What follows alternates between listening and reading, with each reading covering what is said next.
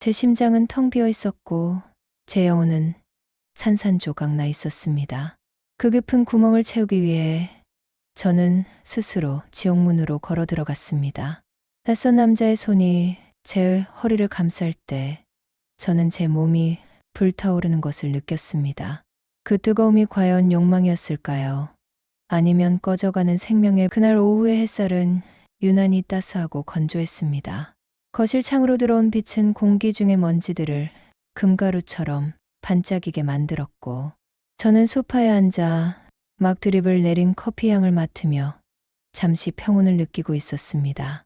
남편은 아침에 평소보다 더 다정한 입맞춤을 남기고 출근했죠. 저녁에는 좋아하는 레스토랑에 가자는 문자까지 보내왔습니다. 모든 것이 제자리에 있는 완벽한 하루라고 생각했습니다. 바로 그 순간까지는요. 소파 테이블 위에 놓인 그의 태블릿 PC 화면이 문득 켜졌습니다.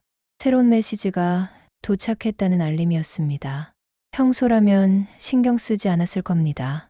하지만 그날은 마치 운명의 장난처럼 제 시선이 그 화면에 가 닿았습니다. 발신인의 이름은 없었습니다. 하지만 그 아래 떠오른 문장의 첫 구절이 제 심장을 얼어붙게 만들었습니다. 자기야, 어제 너무 좋았어 라는.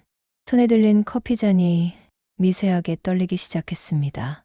잔과 받침이 부딪히며 내는 달그락 소리가 거실의 정적을 날카롭게 갈랐습니다. 저는 숨을 참은 채 천천히 커피잔을 내려놓았습니다. 심장이 쿵, 쿵, 쿵 귀 바로 옆에서 북을 치는 것처럼 울렸습니다. 아닐 거야. 스팸 메시지일 거야. 제발. 마른 침을 삼키며 태블릿을 집어드는 손은 제 것이 아닌 것처럼 차갑고 무겁게 느껴졌습니다. 화면을 터치하자 잠금이 풀리면서 전체 메시지가 드러났습니다. 그리고 그 아래 지옥의 문처럼 열린 사진 한 장. 제가 아닌 다른 여자, 벌거벗은 몸으로 제가 매일 밤 기댔던 그 남자의 팔에 안겨 행복하게 웃고 있었습니다. 순간 세상의 모든 소리가 사라졌습니다. 오직 제 혈관을 타고 흐는 피의 소리만이 굉음처럼 귓가를 때렸습니다. 숨을 쉬는 법을 잊어버린 것 같았습니다. 폐가 공기를 갈망하며 필사적으로 오그라드는데 목구멍은 단단한 돌덩이가 막은 것처럼 꽉 막혀버렸습니다. 컥컥 짐승의 것과도 같은 소리가 제 목에서 터져 나왔습니다. 눈물이 흐르는 대신 안구의 실핏줄이 터져버릴 듯 뜨거운 열기만 차올랐습니다. 세상이 빙글하고 기우뚱거렸습니다. 손에서 힘이 풀리면서 태블릿이 대리석 바닥으로 떨어졌습니다. 경쾌한 파열음이 아닌 모든 것이 끝났음을 알리는 둔탁한 소리였습니다. 저는 소리를 따라 그대로 무너져 내렸습니다. 차가운 대리석 바닥에 무릎뼈가 부딪히는 아픔이 오히려 이 끔찍한 비현실 속에서 유일한 현실 감각이었습니다. 고개를 들자 저와 그가 함께 만든 세상이 저를 비웃고 있었습니다.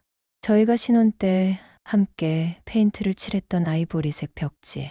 그 위에는 저희가 여행지에서 찍은 사진들이 걸려 있었습니다.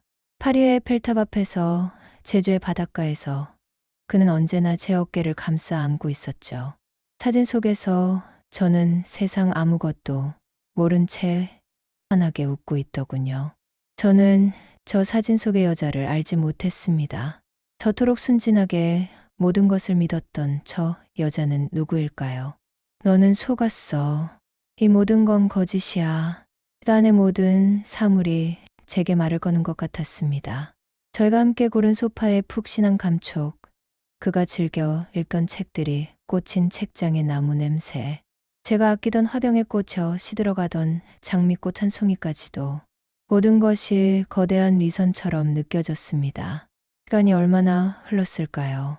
창밖의 햇살이 붉은 빛으로 물들기 시작할 무렵 현관 도어록이 해제되는 전자음이 지옥의 종소리처럼 울렸습니다. 온몸에 피가 얼어붙었습니다. 다녀왔어. 언제나처럼 다정한 그 목소리. 하지만 그 순간 제게는 그 목소리가 뱀의 혀처럼 끈적하고 역겹게 들렸습니다. 그는 소파 옆 바닥에 주저앉아 있는 저를 보고 놀란 듯 다가왔습니다. 그의 얼굴 위로 사진 속에서 만족스럽게 눈을 감고 있던 그 표정이 겹쳐 보였습니다. 구역질이 치밀어 올랐습니다. 저는 결국 참지 못하고 화장실로 달려가 모든 것을 개원했습니다. 쓰디쓴 위에까지 모두 쏟아내자 텅 빈 뱃속에서 허탈한 울음이 터져 나왔습니다. 그날 밤 그는 무릎을 꿇고 빌었습니다. 실수였다고, 한 번뿐이었다고. 하지만 그의 모든 말은 제 귀에 닿지 않았습니다. 그의 눈물은 진실을 가리기 위한 악어의 눈물처럼 보였고, 그의 용서는 제가 아닌 자기 자신을 위한 것처럼 느껴졌습니다. 제 안에 무언가가, 단단하고 투명했던 무언가가 산산조각 나버렸습니다. 이혼 서류에 도장을 찍고 그가 떠난 집은 거대한 관이 되었습니다.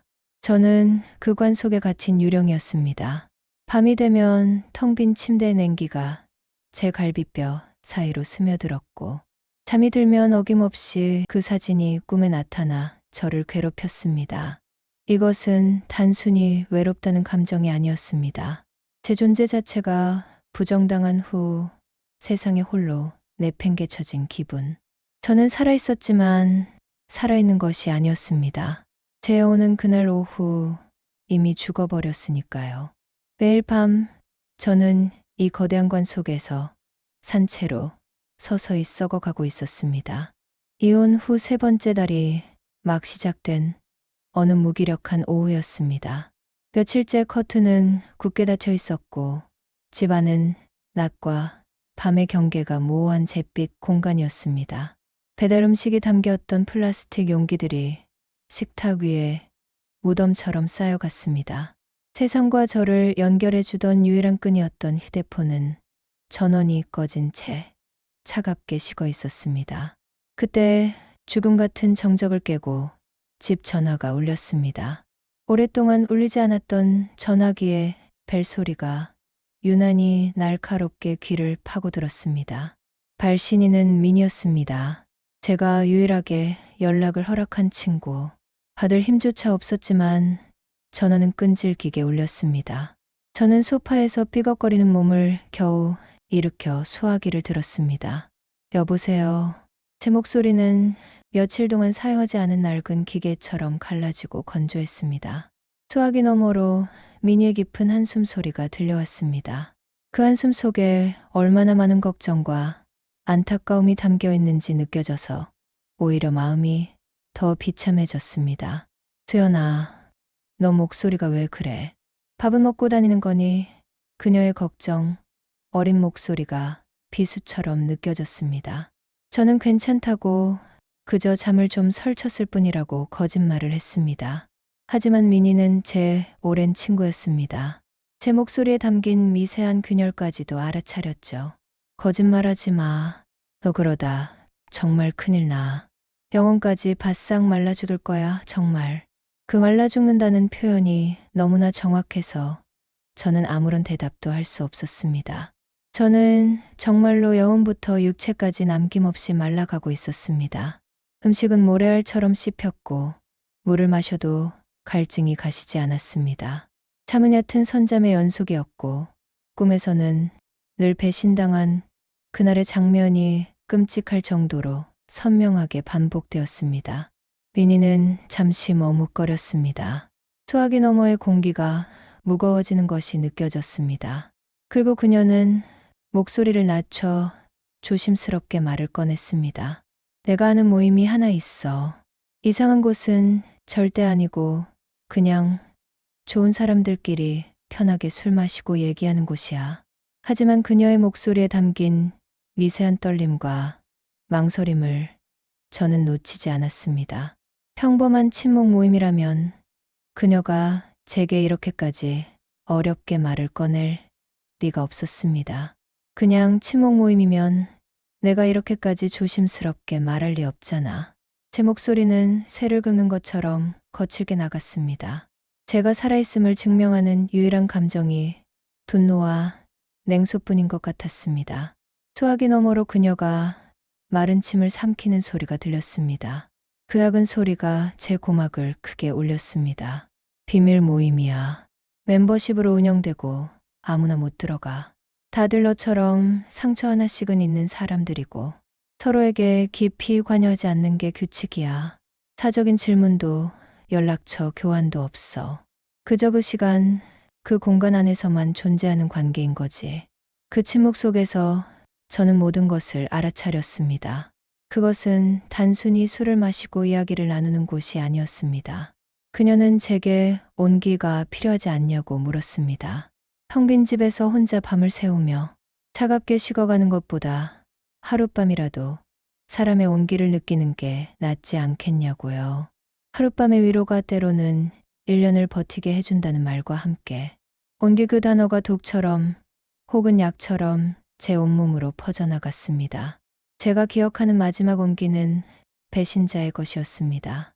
제 모든 것을 앗아간 그 더러운 온기조차 그립다고 몸부림치는 제 자신이 혐오스러워 구역질이 났습니다. 하지만 동시에 제 몸의 세포 하나하나가 그 단어에 반응하고 있었습니다. 뼛속까지 시린 이 고독을 끝낼 수만 있다면, 단 하룻밤만이라도 아무 생각 없이 누군가의 품에 안겨 잠들 수 있다면. 머릿속의 이성은 미친 짓이라고 비명을 질렀지만 제 영혼은 살려달라고 애원하고 있었습니다. 전화를 끊고 미니가 보낸 주소와 날짜가 담긴 문자를 보며 저는 몇 시간을 앉아 있었습니다. 창밖은 이미 칠흑 같은 어둠에 잠겨 있었습니다. 집 안의 모든 가구들이 저를 비우는 것 같았습니다. 넌 혼자야. 앞으로도 영원히 혼자일 거야. 저는 저주와도 같은 그 속삭임에서 벗어나고 싶었습니다. 이대로 밤을 맞이하면 정말로 이 거대한 관 속에서 질식해버릴 것만 같았습니다. 저는 떨리는 손으로 답장을 보냈습니다. 갈게. 그 두 글자를 보내는 순간 제 안에 무언가가 또 한 번 무너져 내렸습니다. 약속 당일 시간이 흐를수록 혈액이 차갑게 식는 기분이었습니다. 해가 서쪽으로 기울기 시작하자 불안감이 심장을 밧줄처럼 옥죄어 왔습니다. 저는 옷장 문을 열었습니다. 결혼 생활 동안 제 존재를 증명했던 단정한 원피스들과 편안한 옷들. 그것들은 이제 과거의 유물처럼 느껴졌습니다. 옷장 가장 깊숙한 곳, 마치 제 자신이 봉인해 두었던 욕망처럼 걸려있던 검은색 원피스가 눈에 들어왔습니다. 결혼 전 자유롭게 밤을 즐기던 시절에 입었던 옷. 몸의 곡선이 그대로 드러나는 실크처럼 부드러운 감촉의 옷이었습니다. 그걸 꺼내 입는 제 손이 미세하게 떨리고 있었습니다. 지퍼를 올리자 서늘하고 매끄러운 천이 제 맨살을 감싸는 감촉이 너무나 낯설었습니다. 마치 허물을 벗는 뱀처럼 제 몸에 맞지 않는 다른 사람의 피부를 입는 기분이었습니다. 옷은 맞았지만 그 옷을 입은 제 자신이 어색했습니다. 화장대 앞에 앉았습니다. 거울 속에는 생기라고는 찾아볼 수 없는 푸석하고 그늘진 얼굴의 여자가 저를 보고 있었습니다. 저 여자는 누구일까? 남편의 아내였던 여자도 자유로웠던 과거의 아가씨도 아니었습니다. 정체를 알 수 없는 텅 비어버린 존재. 저는 제 자신을 부정하듯 두꺼운 화장을 시작했습니다. 차가운 파운데이션으로 핏기 없는 얼굴을 덮고 날카로운 아이라인으로 흐릿한 눈매를 붙잡았습니다. 마치 가면을 그리는 화가처럼 저는 제 얼굴 위에 새로운 얼굴을 그려넣고 있었습니다. 그리고 마지막으로 서랍 깊숙한 곳에 넣어두었던 아주 새빨간 립스틱을 꺼내 들었습니다. 한 번도 사용하지 않았던 선물 받은 제품이었죠. 뚜껑을 여는 딸깍하는 소리가 마치 금지된 세계의 문을 여는 신호처럼, 혹은 판도라의 상자를 여는 소리처럼 제 귓가에 울렸습니다. 입술에 닿는 립스틱의 차갑고 무른 감촉. 저는 거울을 보며 제 입술이 점차 핏빛으로 물들어가는 것을 지켜보았습니다. 그것은 생명의 색이라기보다는 상처의 색에 가까웠습니다.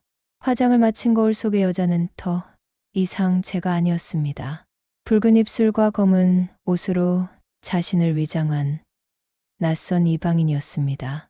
그 여자의 눈빛은 제가 알던 유순한 눈빛이 아니었습니다. 그 안에는 절망과 체념, 그리고 아주 약간의 도끼가 서려 있었습니다. 저 여자는 누구일까? 저 여자는 무엇을 하러 가는 걸까?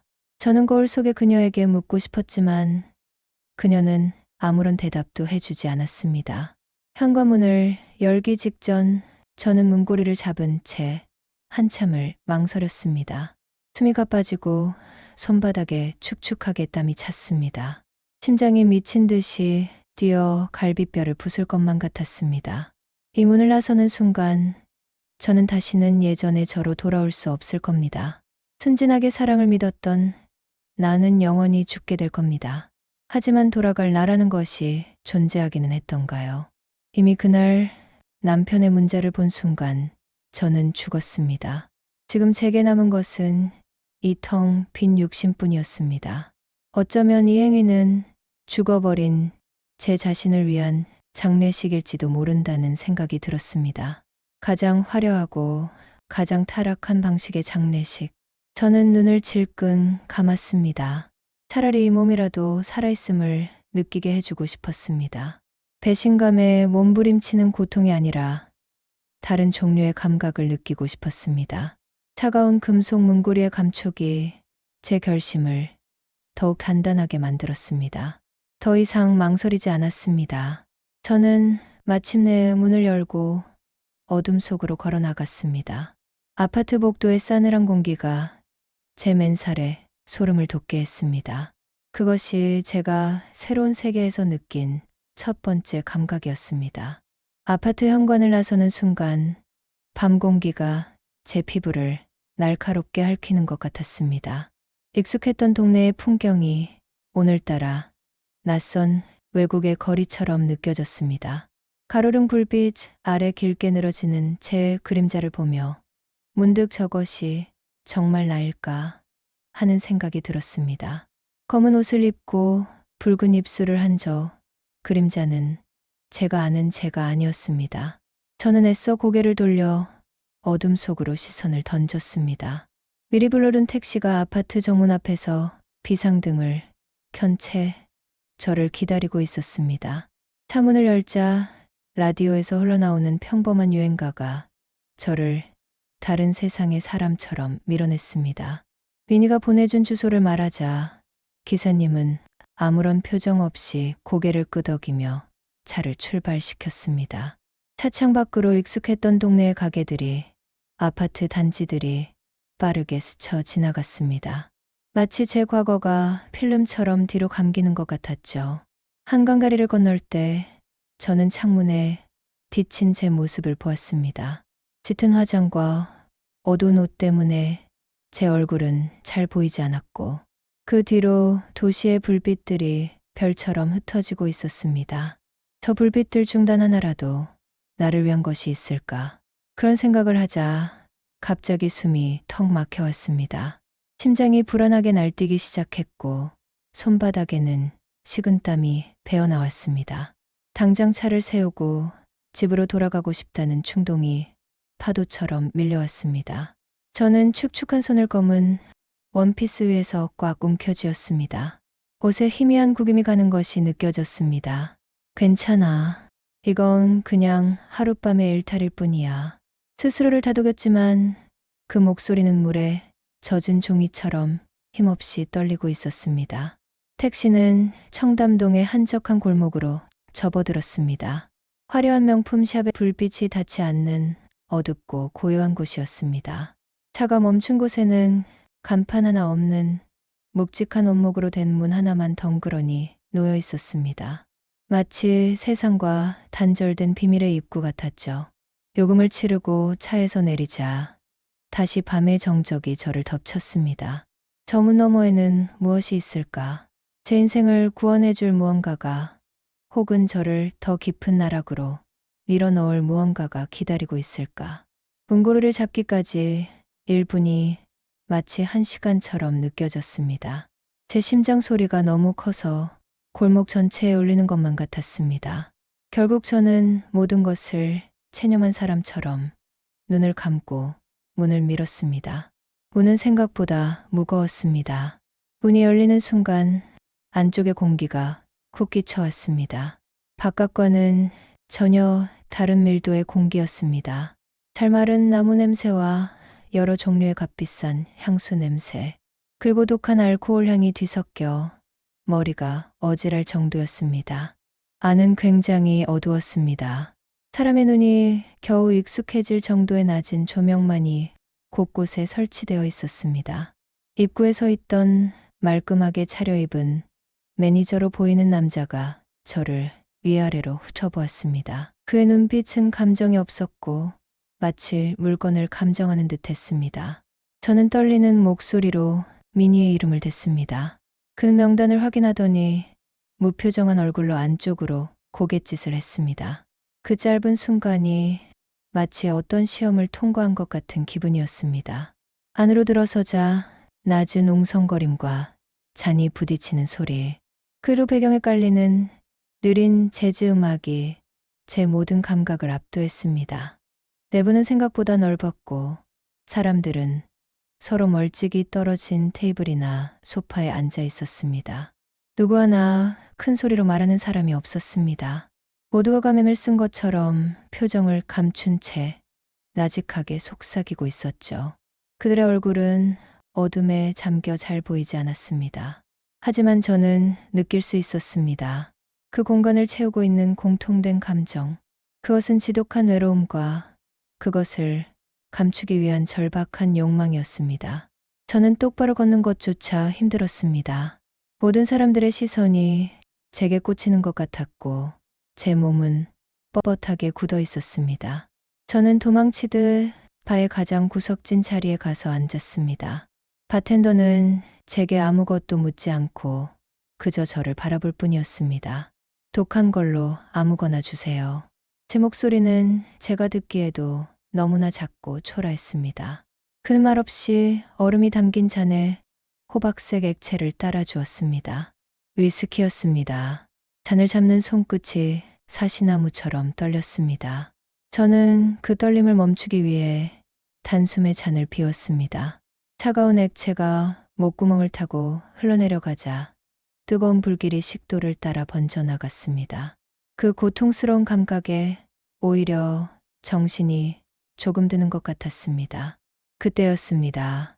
한 남자가 제 옆자리에 와서 앉았습니다. 저는 애써 그를 쳐다보지 않았습니다. 하지만 그의 존재감은 무시할 수 없었습니다. 그에게서는 희미한 시트러스 계열의 향수 냄새가 났습니다. 그는 저와 같은 위스키를 주문했습니다. 한참의 침묵이 흘렀습니다. 얼음이 녹아 잔에 부딪히는 소리만이 저희 사이의 정적을 채우고 있었습니다. 먼저 말을 건 것은 그였습니다. 처음 오셨나 봐요. 그의 목소리는 낮고 부드러웠지만 어딘지 모르게 서늘한 느낌이 있었습니다. 저는 고개만 살짝 끄덕였습니다. 입이 떨어지지 않았습니다. 그는 더 이상 아무것도 묻지 않았습니다. 그저 저처럼 말없이 술만 마셨습니다.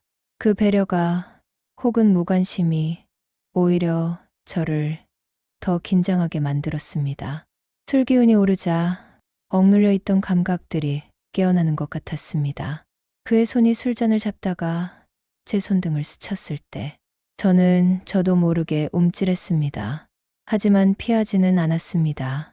그의 살갗에서 전해져 오는 온기, 살아있는 사람의 온기였습니다.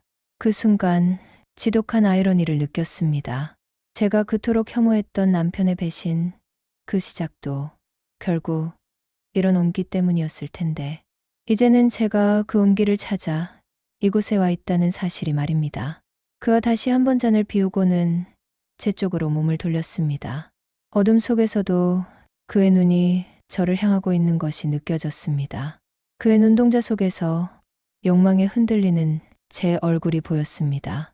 그는 제 귓가에 다른 사람은 들을 수 없을 만큼 작은 목소리로 속삭였습니다. 나갈까요? 그 한마디가 제 마지막 이성의 끈을 끊어버렸습니다.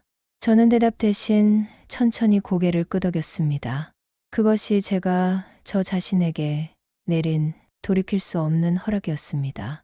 발을 나서는 순간 안과 밖의 공기가 완전히 다르다는 것을 느꼈습니다. 방 안의 공기가 욕망과 비밀로 끈적거렸다면 바깥의 밤 공기는 모든 것을 얼려버릴 듯 차갑고 냉정했습니다. 그 차가운 공기가 제 배 속으로 들어오자 술기운에 잠시 흐려졌던 정신이 오히려 더 선명해지는 기분이었습니다. 제가 지금 무슨 짓을 하고 있는 걸까? 이 남자는 누구이며 나는 왜 이 남자를 따라 나선 걸까? 수만 가지 질문이 머릿속에서 폭풍처럼 휘몰아쳤지만 제 발걸음은 멈추지 않았습니다. 마치 제 의지와는 상관없이 이미 정해진 길을 따라 걷고 있는 인형처럼 저희는 한마디도 하지 않았습니다. 남자의 구둣발 소리와 제 어색한 일소리가 텅 빈 골목길에 불규칙한 리듬으로 울려 퍼졌습니다. 그는 제 보폭에 맞춰 걷는 법이 없었고 저는 그를 놓치지 않으려 종종 걸음을 쳐야만 했습니다. 그 짧은 거리 속에서 저는 이미 저희의 관계를 알아차렸습니다. 여기에는 배려도 감정도 없었습니다. 오직 목적만이 존재할 뿐이었습니다. 호텔은 바에서 얼마 떨어지지 않은 곳에 있었습니다. 화려한 불빛의 로비를 지나 저희는 엘리베이터에 올라탔습니다. 좋은 공간 안에 단둘이 남게 되자 숨 막히는 침묵이 저희를 짓눌렀습니다. 저는 애써 그의 시선을 피해 엘리베이터의 거울에 비친 제 모습을 바라보았습니다. 붉은 립스틱은 살짝 건져 있었고 눈에는 불안한 기색이 역력했습니다. 거울 속의 여자가 제게 소리치는 것 같았습니다. 지금이라도 늦지 않았어. 도망쳐. 하지만 저는 그 목소리를 외면했습니다. 남자의 시트러스 향수 냄새와 제 싸구려 향수 냄새가 섞여 기묘한 향을 만들어냈습니다. 숫자가 적힌 층 버튼에 하나씩 불이 들어올 때마다 제 심장은 한 층씩 아래로 추락하는 것 같았습니다. 띵하는 소리와 함께 엘리베이터 문이 열렸을 때 저는 제가 돌아올 수 없는 강을 건넜음을 직감했습니다. 복도는 길고 고요했습니다. 두꺼운 카펫이 저희의 발소리를 집어삼켰습니다. 한방의 문 앞에서 그가 멈춰 섰습니다. 그가 재킷 주머니에서 카드키를 꺼내는 동안 저는 복도 벽에 걸린 의미 없는 추상화를 멍하니 바라보았습니다. 비가는 가벼운 전자음과 함께 문이 열렸습니다. 그가 먼저 안으로 들어가자 저는 잠시 망설였습니다. 이 문턱을 넘는 순간 저는 더 이상 남편에게 배신당한 피해자로만 남을 수는 없을 겁니다. 저 또한 누군가에게는 타락한 여자가 되는 것이었습니다. 하지만 발을 뗄 수가 없었습니다. 저를 기다리는 것이 더 깊은 절망일지라도 적어도 지금의 이 지독한 공황보다는 나을 거라고 그렇게 믿고 싶었습니다. 저는 결국 그 어둠 속으로 발을 들였습니다. 방은 모든 것이 완벽하게 정돈된 개성 없는 특급 호텔의 스위트룸이었습니다. 방 안의 공기는 서늘했고 청결한 시트와 소독약 냄새가 희미하게 났습니다. 통유리창 너머로는 서울의 야경이 그림처럼 펼쳐져 있었죠. 하지만 그 어떤 것도 제 마음에 와 닿지 않았습니다. 방의 모든 가구와 장식들이 마치 이 방에서 벌어질 일과는 아무런 상관이 없다는 듯 차갑게 침묵하고 있는 것 같았습니다. 특히 방 한가운데를 차지한 거대하고 새하얀 침대는 마치 재물이라도 바치라는 듯 순결하고 위압적인 모습으로 저를 내려다보고 있었습니다. 그가 재킷을 벗어 소파에 던지듯 내려놓았습니다. 그리고 저를 돌아보았죠. 어둠 속에서 그의 눈빛이 번뜩이는 것이 느껴졌습니다. 그는 제게 다가와 아무 말 없이 제 턱을 잡고 입을 맞췄습니다. 그의 입술은 거칠었고 위스키와 담배 냄새가 섞여 곱기 쳐왔습니다. 저항하지 않았습니다. 오히려 저는 눈을 감고 그의 리드에 제 몸을 맡겼습니다. 낯선 남자의 체온, 그의 거친 숨결, 모든 것이 제 굳어있던 감각들을 강제로 깨우고 있었습니다. 그는 제 허리를 감싸 안고 침대 쪽으로 이끌었습니다. 제 몸이 새하얀 시트 위로 쓰러지듯 눕혀졌을 때 저는 천장의 무늬를 멍하니 바라보았습니다. 아, 저기에 희미하게 얼룩이 져 있구나. 그런 아무런 의미 없는 생각을 했습니다. 그는 제 옷을 벗기는데 집중했고, 저는 마치 유체 이탈이라도 한 것처럼 제 몸에서 벌어지는 일들을 무감각하게 관찰했습니다. 제 몸은 그의 손길에 반응하고 있었습니다. 수치스러울 정도로 솔직하게요. 하지만 제 정신은 점점 더 멀리 달아나고 있었습니다. 저는 제 몸이 느끼는 감각과 제가 느끼는 감정 사이에 거대한 벽을 쌓았습니다. 이것은 내가 아니다. 이 몸은 그저 외로움에 지쳐버린 껍데기일 뿐이다. 그는 제 위에서 격렬하게 움직였고, 저는 그의 어깨 너머로 보이는 도시의 불빛을 세웠습니다. 하나, 둘, 셋, 저 수많은 불빛들 아래에 얼마나 많은 사람들이 울고 또 웃고 있을까요? 그 속에서 저처럼 스스로를 파괴하며 살아있음을 느끼려는 사람이 또 있을까요? 살과 살이 부딪히는 마찰음, 가쁘게 터져 나오는 두 사람의 숨소리가 방 안을 가득 채웠습니다. 저는 그 모든 소리를 들으며 제 영혼이 닳아 없어지는 소리 또한 함께 듣고 있었습니다. 모든 것이 끝나고 그는 제 옆에 아무렇게나 쓰러져 누웠습니다. 정적이 흘렀습니다. 방금 전까지 방 안을 채우던 모든 소리가 거짓말처럼 사라지고 오직 그의 거친 숨소리와 에어컨의 기계음만이 들려왔습니다. 그는 곧 몸을 일으켜 담배에 불을 붙였습니다. 후하고 내뱉는 연기가 조명 아래서 휘뿌옇게 흩어지는 것을 저는 옆으로 누운 채 지켜보았습니다. 매캐한 담배 연기가 제 코로 스며들어왔습니다. 그는 제게 단 한마디도 걸지 않았습니다. 괜찮으냐는 말도, 이름이 무엇이냐는 말도, 그는 그저 자신의 욕망을 해소했을 뿐이었습니다. 담배 한 개비를 다 피운 그는 말없이 일어나 옷을 챙겨 입기 시작했습니다. 그 모든 과정이 너무나 사무적이고 건조해서 저는 마치 제가 사람이 아닌 돈을 주고 이용한 물건이라도 된 것 같은 기분이었습니다. 옷을 다 입은 그는 침대 옆 협탁에 놓인 제 지갑을 잠시 바라보더니 이내 고개를 돌리고는 방을 나섰습니다. 문이 닫히는 철컥 소리가 들렸을 때 저는 비로소 참았던 숨을 내뱉었습니다. 텅 빈 방, 구겨진 시트, 그리고 담배 연기로 가득한 공기 속에 저 혼자 남겨졌습니다. 외로움이 채워졌을까요? 아니요. 오히려 이전보다 훨씬 더 크고 깊은 공허함이 거대한 파도처럼 저를 덮쳐왔습니다. 저는 천천히 몸을 일으켰습니다. 몸 곳곳이 욱신거렸고 낯선 남자의 채취가 제 몸에 역겹게 배어 있었습니다. 저는 비틀거리며 욕실로 걸어갔습니다. 거울 속에 비친 제 모습은 제가 아는 그 누구도 아니었습니다. 붉은 립스틱은 흉하게 번져 있었고 눈은 텅 비어 있었습니다. 저는 샤워기 물을 틀었습니다. 뜨거운 물줄기가 제 몸을 때리는 고통에 저는 오히려 안도감을 느꼈습니다. 그의 흔적이 닿았던 모든 곳을 제 살이 벗겨져 나갈 것처럼 미친 듯이 문질렀습니다. 하지만 아무리 씻어내도 그 더러운 감각과 함께 제 영혼에 새겨진 상처는 지워지지 않았습니다. 물소리에 섞여 제 입에서 흐느낌이 터져 나왔습니다. 슬픔 때문인지 안도 때문인지 혹은 자기 혐오 때문인지 알 수 없는 뜨거운 눈물이었습니다.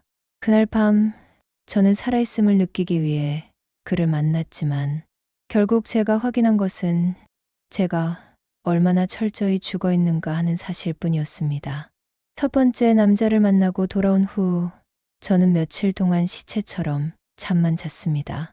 마치 제 몸이 겪어낸 수치와 고통을 잠이라는 도피처 뒤에 숨기려는 듯이요. 깨어있는 시간에는 어김없이 그날 밤의 기억이 저를 괴롭혔습니다.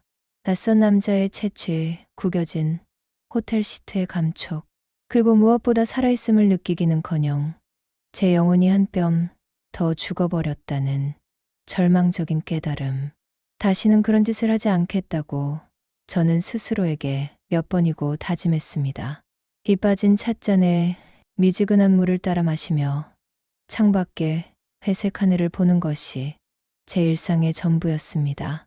그 공허한 평화가 차라리 낫다고 생각했습니다. 하지만 밤이 되면 어김없이 괴물은 찾아왔습니다. 외로움이라는 이름의 괴물. 그 괴물은 제 심장을 차가운 손으로 쥐어짜고 귓가에 끊임없이 속삭였습니다. 너는 혼자야. 아무도 너를 원하지 않아. 남편의 배신이 남긴 상처는 아물기는커녕 밤마다 더 깊게 골마 터졌습니다. 저는 그 고통을 잊기 위해 다른 고통이 필요하다는 것을 깨닫기 시작했습니다. 더 크고 더 자극적인 고통.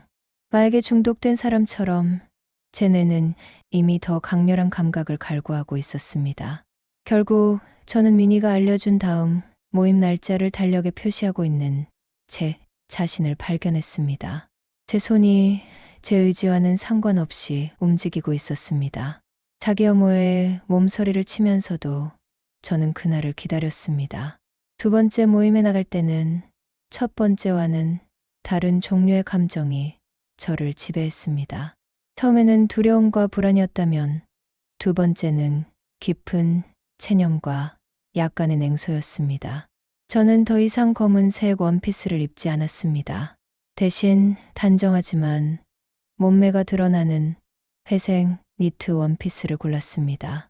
립스틱도 핏빛처럼 붉은색이 아닌 차분한 말린 장미색을 발랐습니다. 마치 나는 지난번과는 다른 사람이라고 스스로에게, 그리고 그곳의 익명의 남자들에게 항변이라도 하려는 듯이요. 하지만 그건 어리석은 자기 기만일 뿐이었습니다. 옷차림이 어떻든 화장이 어떻든 저는 결국 하룻밤의 온기를 구걸하러 가는 타락한 여자일 뿐이었으니까요. 그날 밤의 공기는 여전히 낯설었지만 처음처럼 저를 압도하지는 못했습니다. 저는 조금 더 익숙하게 구석자리에 앉아 위스키를 주문했습니다. 두리번거리지도 누군가를 기다리지도 않았습니다. 그저 얼음이 녹아 잔을 부딪히는 소리를 들으며 천천히 술을 마셨습니다. 얼마나 지났을까? 한 남자가 제게 다가와 말을 걸었습니다. 옆에 앉아도 될까요? 첫 번째 남자와는 다른 아주 부드럽고 지적인 목소리였습니다. 저는 고개를 들어 그를 보았습니다. 그는 값비싸 보이는 캐시미어 스웨터를 입고 있었고 손목에는 고급 시계가 채워져 있었습니다. 안경 너머의 눈은 온화하게 웃고 있었죠. 그는 첫 번째 남자와는 정반대의 사람이었습니다. 그는 저를 서둘러 침대로 데려가려 하지 않았습니다. 대신 그는 제게 와인 한 잔을 권하며 자연스럽게 대화를 이끌었습니다. 자신의 일에 대해 이야기하고 최근에 읽은 책에 대해 물었습니다. 마치 오래전부터 알던 연인처럼, 혹은 이제 막 서로에게 호감을 느끼기 시작한 남녀처럼 행동했습니다. 그의 모든 말과 행동에는 배려가 묻어 있었습니다. 그는 제 잔이 비면 채워주었고 제가 추울까봐 자신의 재킷을 벗어주려는 신용까지 했습니다. 머리로는 알고 있었습니다. 이 모든 것이 거짓이라는 것을.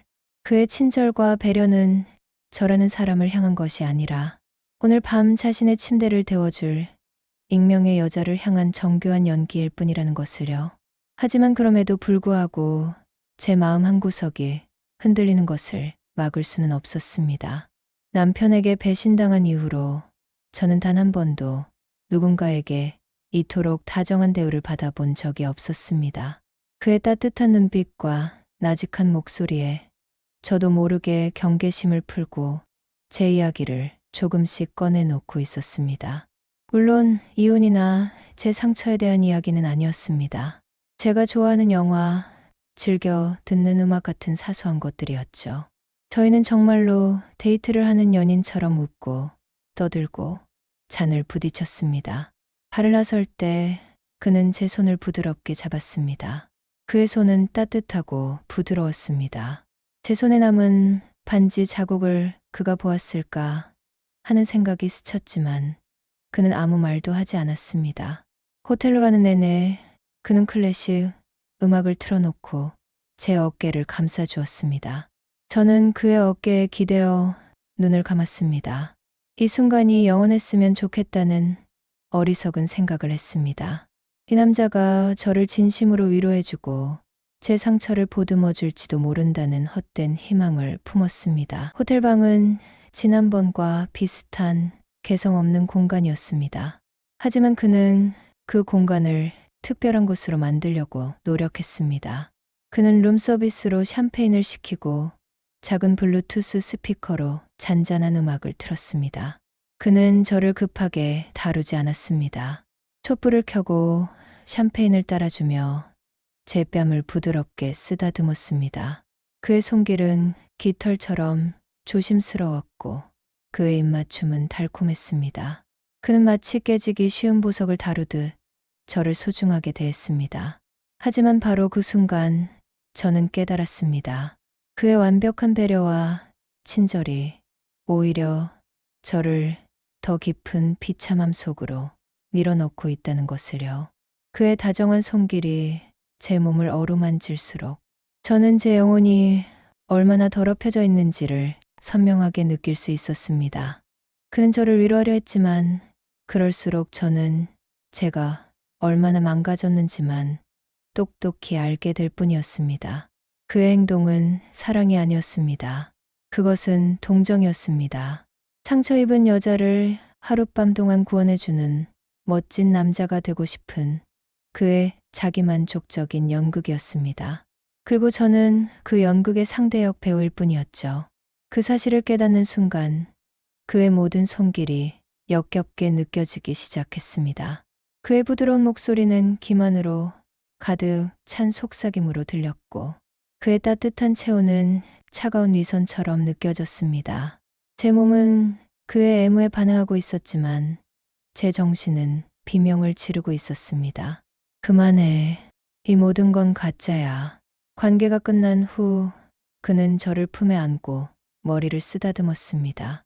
땀에 젖은 제 이마에 입을 맞추며 그는 이렇게 말했습니다. 힘든 일이 있었나 봐요. 다 괜찮아질 거예요. 그 한마디가 제 마지막 인내심을 끊어버렸습니다. 당신이 뭘 안다고. 당신이 주는 값싼 동정 따위는 필요 없어. 저는 온몸에 소름이 돋는 것을 느끼며 그의 품에서 빠져나왔습니다. 그리고 그를 밀쳐냈습니다. 가주세요. 제 목소리는 얼음장처럼 차갑고 단단하게 나갔습니다. 그는 제 갑작스러운 행동에 당황한 듯 보였습니다. 상처 입은 새를 구해줬다고 생각했는데 그 새가 갑자기 자신을 공격한 것 같은 표정이었죠. 그는 무언가 말을 하려 했지만 저는 그의 얼굴을 쳐다보지도 않았습니다. 그는 결국 옷을 챙겨 입고 미안하다는 말을 남긴 채 방을 나갔습니다. 문이 닫히는 소리가 들리자마자 저는 욕실로 달려가 샤워기에 물을 틀었습니다. 뜨거운 물줄기를 온몸으로 맞으며 그의 손길이 닿았던 모든 곳을 미친 듯이 문질렀습니다. 제 피부가 벌겋게 달아오르고 쓰라릴 때까지 저는 멈추지 않았습니다. 첫 번째 남자가 남긴 육체적인 흔적보다 두 번째 남자가 남긴 이 위선적인 동정의 흔적이 훨씬 더 더럽고 끔찍하게 느껴졌습니다.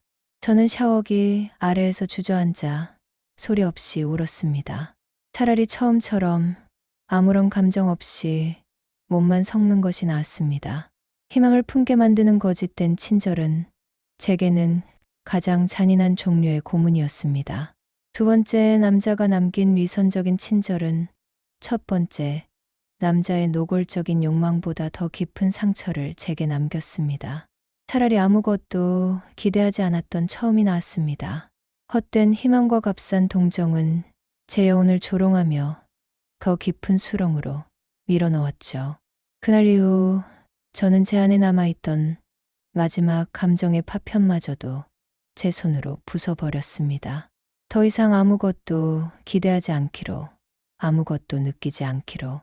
저는 이제 살아있는 사람이 아니라 그저 숨만 쉬는 기계가 되기로 마음먹었습니다. 세 번째 모임에 나갈 때는 그래서 아무런 감정도 없었습니다. 옷장에서는 가장 눈에 띄지 않는 평범한 검은색 니트를 꺼내 입었습니다. 화장대 앞에서는 거울 속 제 모습을 쳐다보지도 않은 채 기계적으로 파운데이션을 펴발랐습니다. 입술에는 아무것도 바르지 않았습니다. 희귀 없는 제 입술색이 지금의 제 마음 상태와 가장 잘 어울린다고 생각했습니다. 그날의 외출은 더 이상 특별한 일탈이 아니었습니다. 그것은 병원에 진료 예약을 하고 가는 것처럼 혹은 매일 정해진 시간에 약을 먹는 것처럼 그저 제 삶에 추가된 하나의 지긋지긋한 습관일 뿐이었습니다. 고통을 잊기 위해 더 큰 고통을 맞는 일종의 자해 행위와도 같았죠. 바에 들어섰을 때 저는 더 이상 주변을 의식하지 않았습니다. 곧장 익숙한 구석 자리로 가서 바텐더에게 늘 마시던 위스키를 주문했습니다. 그리고는 벽에 기댄 채 눈을 감았습니다. 끌어온 음악 소리, 사람들의 웃음소리, 잔이 부딪히는 소리. 그 모든 것이 저와는 상관없는 다른 세상의 소리처럼 멀게만 느껴졌습니다. 저는 그 소음의 바다 한가운데 떠있는 외로운 섬이었습니다. 얼마나 지났을까요? 술 기운이 몸에 천천히 퍼지며 제 의식을 무겁게 마비시키기 시작했습니다. 이대로 잠들어 버렸으면 좋겠다. 영원히 깨어나지 않았으면 좋겠다. 그런 생각을 하고 있을 때였습니다. 저 혹시 옆에 앉아도 될까요? 앳되고 조금은 떨리는 목소리가 제 귓가에 들려왔습니다. 저는 천천히 눈을 떴습니다. 제 앞에는 이 어둡고 퇴폐적인 공간과는 전혀 어울리지 않는 한 남자가 서 있었습니다. 20 후반쯤 되었을까? 단정하게 자른 머리에 값비싸 보이지는 않지만 깔끔한 셔츠를 입고 있었죠. 그의 얼굴에는 긴장한 기색이 역력했고 저와 눈이 마주치자 어쩔 줄 몰라 하며 시선을 피했습니다. 그의 모습은 마치 사냥터에 잘못 들어온 초식동물 같았습니다. 이 공간의 다른 남자들이 모두 노련한 포식자처럼 자신의 욕망을 숨기지 않는 것과는 정반대였죠. 저는 대답 대신 그저 그를 쳐다보기만 했습니다. 그는 제 침묵을 거절의 의미로 받아들였는지 어색하게 웃으며 뒷걸음질 치려 했습니다. 그 순간 저도 모르게 제 입에서 웃음이 터져 나왔습니다. 아주 작고 마른 웃음이었습니다. 제가 이곳에 온 이후로 처음으로 보인 감정 표현이었죠. 제 웃음소리에 그는 놀란 듯 저를 다시 쳐다보았습니다. 앉아요. 제 목소리는 여전히 차가웠지만 그 안에는 저 자신도 의식하지 못한 아주 작은 호기심이 담겨 있었습니다. 그는 제 옆자리에 아주 조심스럽게 앉았습니다. 그리고는 한참 동안 아무 말도 하지 못하고 자신의 손가락만 내려다보고 있었습니다. 그 어색한 침묵이 이전에 두 남자가 보여주었던 능숙한 대화보다 오히려 제 마음을 편안하게 만들었습니다. 그는 저를 평가하지도 유혹하지도 동정하지도 않았습니다. 그저 제 옆에 앉아 저처럼 어쩔 줄 몰라 하고 있을 뿐이었습니다. 한참 후에야 그는 용기를 내어 말을 걸었습니다. 그는 이곳에 처음 와본다고 친구의 소개로 멋모르고 따라왔다고 솔직하게 털어놓았습니다. 그는 갓 회사를 창업한 대표였는데 하루 24시간을 일에만 매달다 보니 사람 만날 시간이 전혀 없었다고 했습니다. 그의 이야기에는 가식이 없었습니다. 성공한 사업가처럼 자신을 포장하려 하지도 않았고 자신의 외로움을 과장하지도 않았습니다. 그저 덤덤하게 자신의 현재를 이야기할 뿐이었습니다. 저는 대부분 듣기만 했습니다. 하지만 이상하게도 그의 서툰 이야기는 제 마음의 벽을 조금씩 허물고 있었습니다. 그는 제게 왜 이곳에 나오냐고 묻지 않았습니다. 제가 어떤 상처를 가졌는지, 어떤 과거를 가졌는지 궁금해하지 않았습니다. 그는 그저 눈앞에 저라는 사람에게 아주 서툴지만 진솔한 방식으로 다가오고 있었습니다. 저희는 시시콜콜한 이야기를 나눴습니다. 그가 개발하고 있는 어플리케이션에 대한 이야기, 제가 가끔 보는 영화에 대한 이야기, 그 대화에는 어떤 목적도, 의도도 없었습니다. 시간이 얼마나 흘렀을까? 그는 문득 이렇게 말했습니다. 여긴 너무 답답하네요. 혹시 괜찮으시면 잠깐 바람이라도 쐬러 나가지 않을래요? 그의 제안은 너무나 뜻밖이었습니다. 이 공간의 유일한 규칙은 호텔로 귀결되는 것이었으니까요. 그의 제안에는 어떤 성적인 암시도 담겨 있지 않았습니다. 그저 순수하게 이 답답한 공간을 벗어나고 싶다는 의미로 들렸습니다. 저는 잠시 망설였습니다. 이 남자를 따라 나서는 것이 과연 옳은 일일까? 하지만 제 마음은 이미 고개를 끄덕이고 있었습니다. 저희는 호텔로 가지 않았습니다. 대신 그의 차를 타고 한강으로 향했습니다. 그의 차는 평범한 국산 세단이었고 차 안에는 방향제 대신 은은한 커피 향이 배어 있었습니다. 그는 차 안에서도 재즈 대신 최신 가요를 틀었습니다. 그 모든 평범함이 오히려 제게는 비현실적으로 느껴졌습니다. 한강 둔치 주차장에 차를 세우고 저희는 강가로 걸어갔습니다. 차가운 강바람이 제 머리카락을 흩날렸습니다. 바람은 차가웠지만 이상하게도 싫지 않았습니다. 오히려 제 머릿속을 어지럽히던 생각들을 씻어주는 것 같았죠. 근처 편의점에서 캔맥주를 사와 저희는 차가운 벤치에 나란히 앉았습니다. 저희는 별다른 말을 하지 않았습니다. 그저 밤의 강과 다리의 불빛과 멀리 보이는 도시의 야경을 바라보며 조용히 맥주를 마셨습니다. 낯선 남자와 단둘이 있는 상황이었지만 이상하게도 호텔 방 안에서보다 훨씬 더 안전하고 편안하게 느껴졌습니다. 그는 저를 여자로 보기 전에 한 명의 사람으로 대해주고 있었습니다. 그가 조심스럽게 제 손 위로 자신의 손을 포겠을 때 저는 놀라지 않았습니다. 그의 손은 따뜻했습니다. 하지만 그것은 욕망으로 달아오른 뜨거움이 아니었습니다. 긴장으로 조금 떨리고 있는 순수한 사람의 온기였습니다. 저는 그의 손을 뿌리치지 않았습니다. 제 차가운 손등 위로 그의 온기가 천천히 스며드는 것을 느끼고 있었습니다. 얼어붙었던 제 마음의 한 구석이 아주 조금씩 녹아내리는 기분이었습니다. 저희는 그렇게 한참을 아무 말 없이 손을 잡고 있었습니다. 그는 저를 집까지 바래다 주었습니다. 아파트 입구에 차를 세운 그는 한참을 망설이다가 저를 돌아보며 물었습니다. 저 다음에 또 볼 수 있을까요? 그의 질문은 제 심장을 향해 날아온 돌멩이 같았습니다. 이 비밀 모임의 암묵적인 규칙을 깨는 너무나 순수하고 위험한 질문. 다음. 그것은 익명의 관계에서는 존재하지 않는 단어였습니다. 저는 대답하지 못했습니다. 그의 맑은 눈을 보자 제 자신이 너무나 더럽고 초라하게 느껴졌습니다. 그의 순수함을 감당할 자신이 없었습니다. 저는 그의 온기를 받을 자격이 없는 사람이었습니다.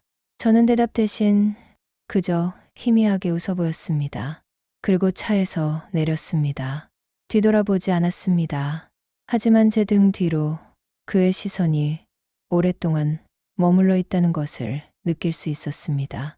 그날 밤 저는 처음으로 다른 사람 때문에 잠을 설쳤습니다.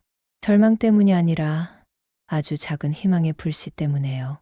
세 번째 남자를 만난 이후 제 안에서는 조용한 전쟁이 시작되었습니다. 그의 순수한 온기는 제 얼어붙었던 마음에 아주 작은 균열을 냈습니다. 그 틈으로 희미한 빛이 새어들어왔고 저는 오랫동안 잊고 있던 감정을 떠올렸습니다. 누군가와 감정을 나누고 싶다는 평범하고 인간적인 욕망이었습니다. 하지만 그 빛은 동시에 제 안의 어둠을 더욱 선명하게 비추었습니다. 저는 이미 너무 멀리 와버렸습니다. 제 영혼은 스스로 판 구덩이 속에서 더럽혀질 대로 더럽혀져 있었습니다. 그의 맑은 눈을 마주할 자신이 없었고 제 과거를 짊어지게 할 용기도 없었습니다.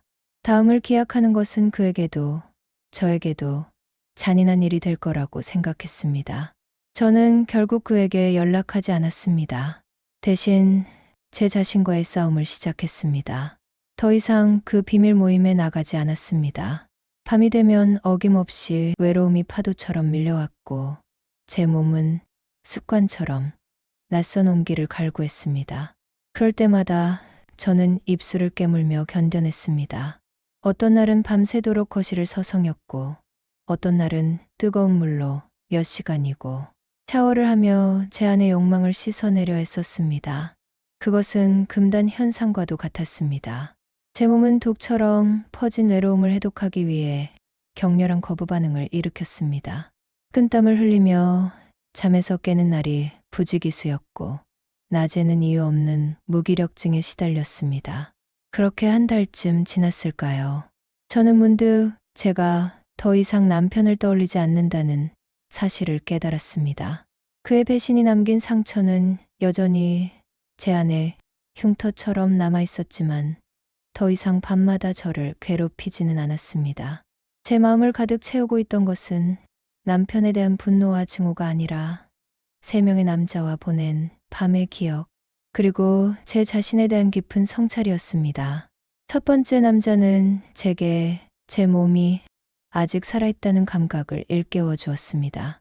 비록 그것이 쾌락이라기보다는 고통에 가까운 감각이었을지라도 그는 저를 지독한 무기력의 늪에서 끄집어내는 기폭제가 되었습니다.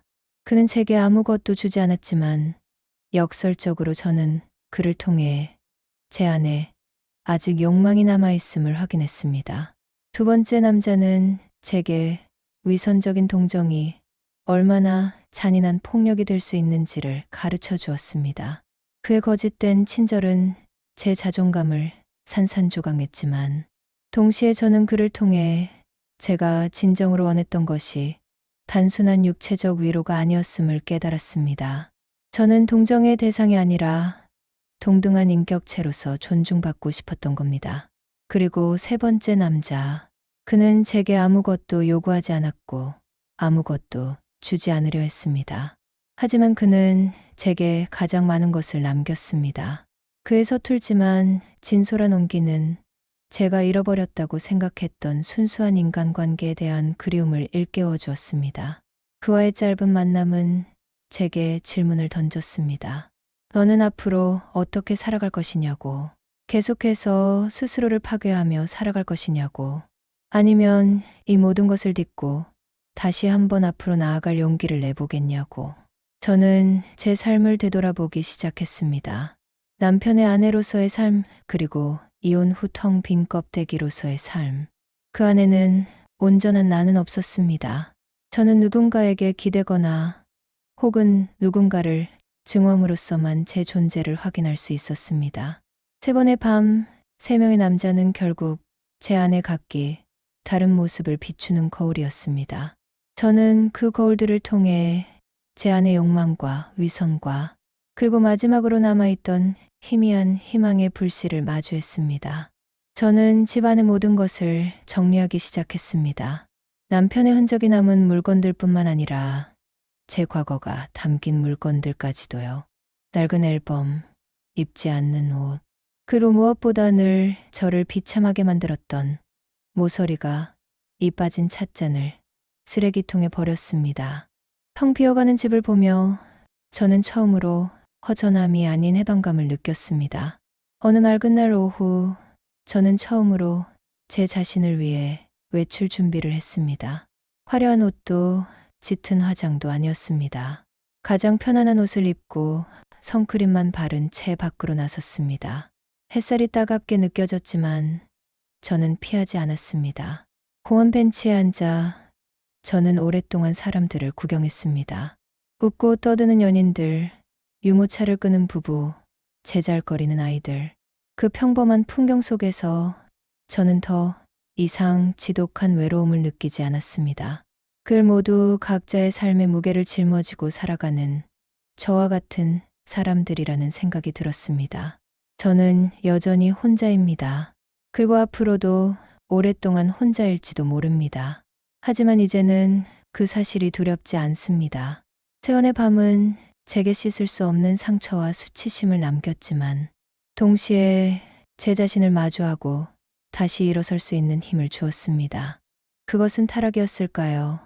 아니면 처절한 생존 본능이었을까요? 저는 아직 그 답을 모릅니다. 다만 한 가지 확실한 것은 저는 그 지옥 같은 밤들을 통과했고 여전히 여기에 이렇게 살아 숨 쉬고 있다는 것입니다. 텅 빈 집의 공기는 여전히 서늘하지만 이제는 그 안에서 제 숨소리를 들을 수 있습니다. 오롯이 저 혼자만의 단단하고 고요한 숨소리를요. 오늘도 창밖으로 새벽이 옵니다.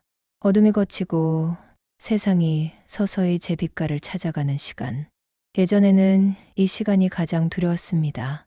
기나긴 밤의 고독이 끝나고 또다시 아무런 의미 없는 하루를 시작해야 한다는 사실이 저를 절망하게 만들었죠.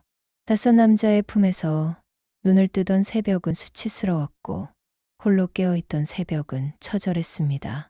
하지만 오늘의 새벽은 조금 다르게 느껴집니다. 저는 이제 더 이상 텅 빈 옆자리를 더듬지 않습니다. 대신 제 자신을 위해 따뜻한 커피 한 잔을 내립니다. 김이 모락모락 피어오르는 머그잔을 두 손으로 감싸주면 온기가 제 손바닥을 통해 온몸으로 퍼져나갑니다. 이 온기는 제가 다른 누군가에게 구걸해서 얻은 것이 아닙니다. 오직 저 자신만이 저에게 줄 수 있는 작지만 단단한 온기입니다. 비록 이 온기가 제 손바닥 안에서만 맴돌지라도 저는 이것으로 충분하다고 스스로를 다독입니다. 물론 제 안의 상처가 모두 사라진 것은 아닙니다. 어떤 날은 문득 바람 빠진 풍선처럼 모든 기운이 빠져나가고 세상에 저 혼자만 남겨진 것 같은 기분에 휩싸이기도 합니다. 그럴 때면 저는 그 3번의 밤을 떠올립니다. 제 자신을 가장 밑바닥까지 끌어내렸던 그 시간들을요. 후회하지 않느냐고 묻는다면 선뜻 대답하기는 어렵습니다. 하지만 그 시간들이 없었다면 저는 아마 여전히 남편에 대한 증오와 자기 연민이라는 감옥에 갇혀 서서히 죽어가고 있었을 겁니다. 그 밤들은 제게 살아있다는 것이 얼마나 고통스러운 동시에 얼마나 소중한 것인지를 가르쳐 주었습니다. 저는 이제 거울 속에 제 모습을 피하지 않습니다. 눈가의 잔주름도 생기 없는 피부도 모두 제가 살아온 시간의 흔적임을 받아들이려 노력합니다. 그리고 아주 가끔 저는 3번째 남자를 떠올립니다. 그의 서툴렀던 손의 온기와 다음에 또 볼 수 있을까요? 묻던 맑은 눈빛을요. 어쩌면 언젠가 제가 제 자신을 온전히 사랑할 수 있게 되는 날이 온다면, 제 과거의 상처까지도 당당하게 마주할 용기가 생기는 날이 온다면, 그때는 저도 누군가에게 먼저 손을 내밀 수 있지 않을까요? 하지만 지금은 그저 이 고요한 새벽을 온전히 느끼고 싶을 뿐입니다. 커피 향이 방 안을 채우고 창밖의 하늘은 점차 푸른빛을 되찾고 있습니다. 곧 해가 떠오르겠죠. 이 글을 듣고 계시는 당신에게 마지막으로 묻고 싶습니다. 만약 당신의 영혼에 그 어떤 것으로도 채울 수 없는 깊고 어두운 구멍이 뚫린다면, 그 시린 바람을 단 하룻밤이라도 막을 수 있는 낯선 온기가 당신의 눈앞에 있다면, 당신은 그 온기에 기꺼이 당신의 몸을 맡기시겠습니까?